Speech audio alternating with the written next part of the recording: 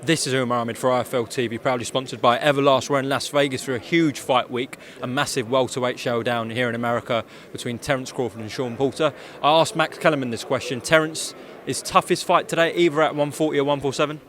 I don't know. We gotta wait to see Saturday night. Terence Crawford has definitely been in there, I thought, with some good fighters, I should say. A couple of Olympians he's been in there with.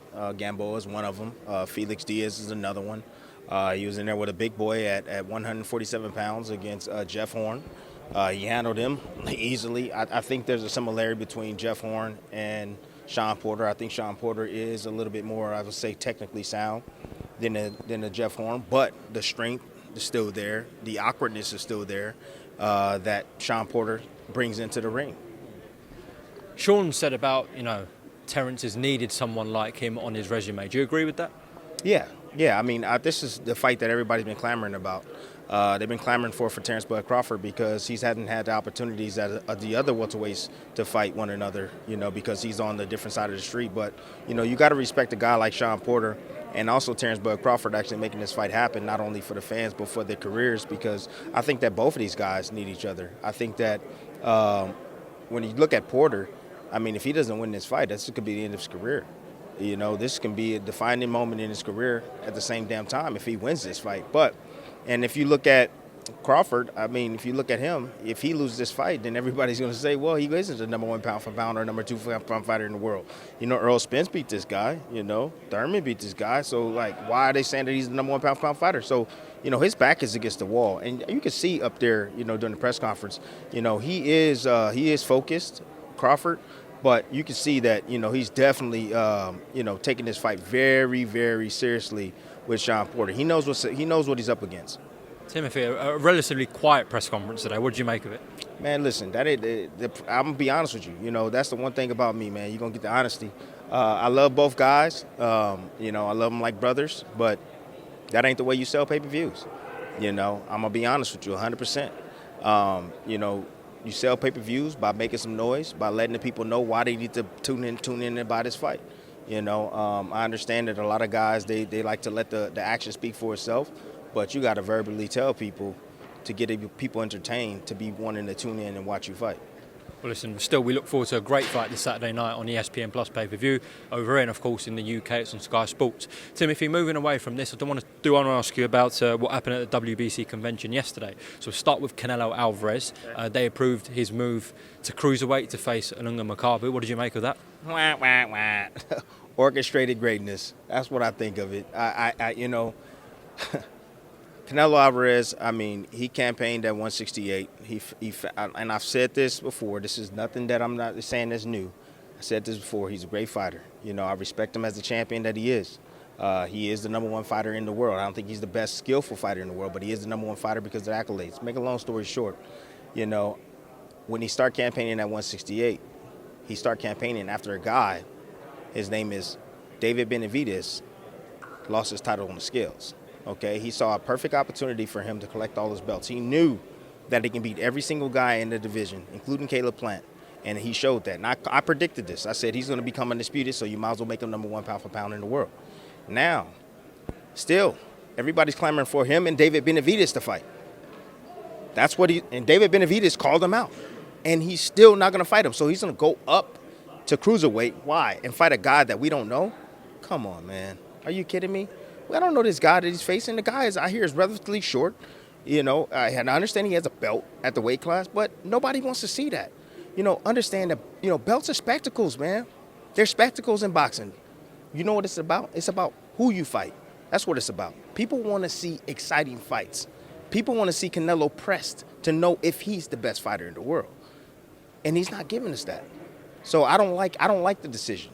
Okay, just to play devil's advocate on that, obviously his last 3 fights have been Callum Smith, Billy Joe Saunders and Caleb Plant. Would you not say they're top operators in the super middleweight division? I'm not saying that they're not top level.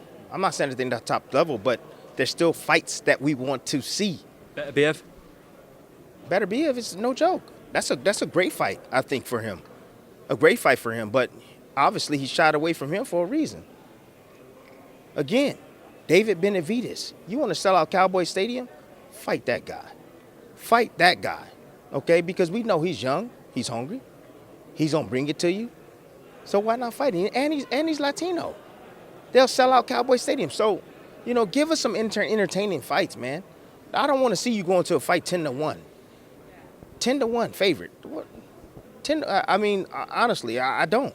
And just because you have the strap doesn't mean that you're great, in my opinion.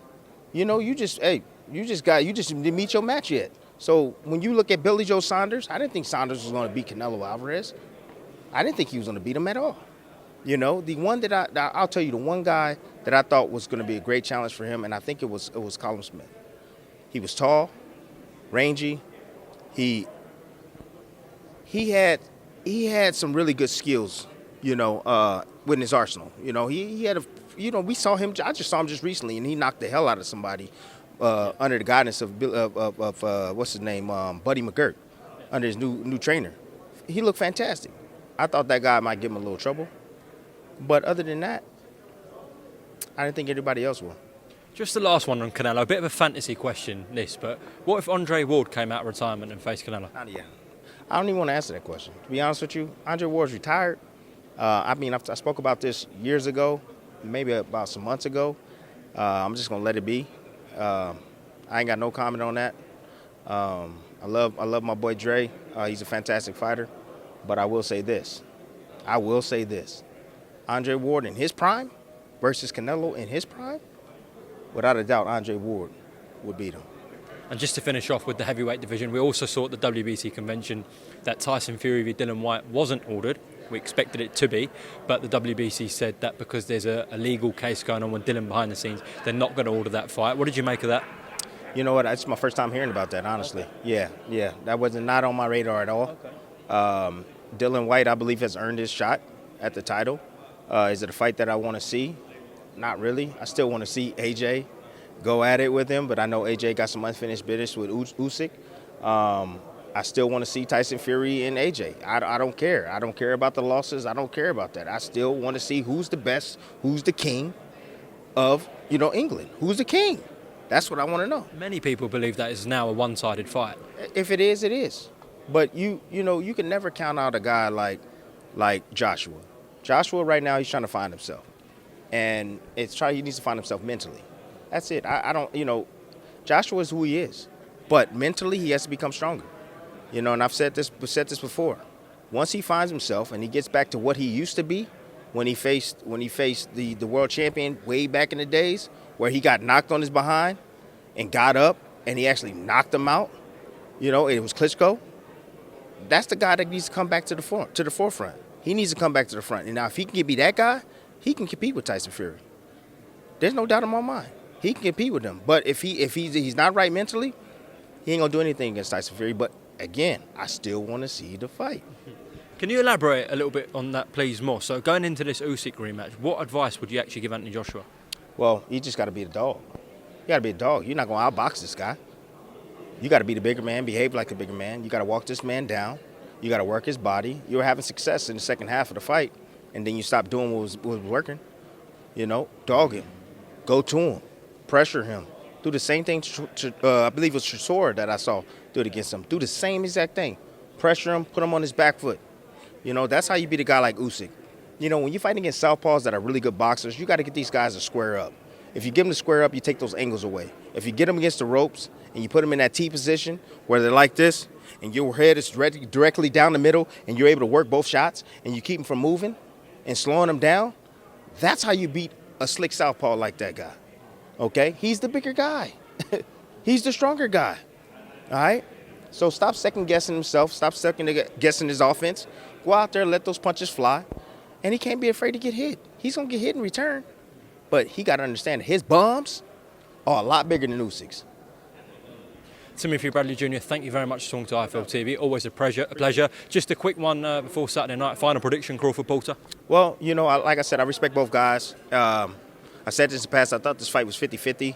I think this is a terrible matchup for Sean Porter.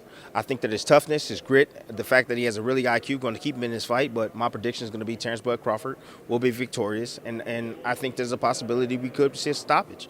Sean Porter is a great fighter, don't get me wrong, but he makes a ton of mistakes. And when he's under pressure, those mistakes become more announced during the course of a fight.